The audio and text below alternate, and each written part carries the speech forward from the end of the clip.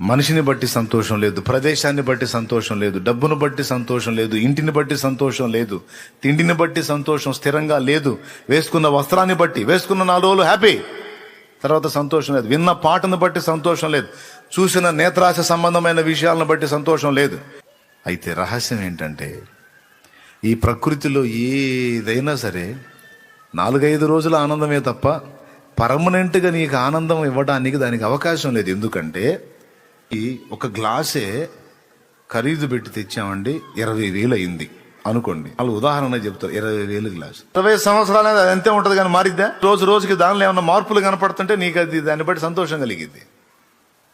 రోజు రోజుకి లేదా నెల నెలకి కనీసం సంవత్సరానికి ఒకసారి దాని ఆకారం అది మార్చుకొని ఇంకొక టైపులో కనపడుతుంటే ఆనందం కలిగింది. 20 సంవత్సరాలైనా అంతే ఉంటుంది. తర్వాత ఇక ఎప్పటికీ అది అంతే కనపడతా ఉంటుంది. కాబట్టి దానిలో మార్పు కనపడనందున నీకు దానిలో ఆనందం దొరకదు.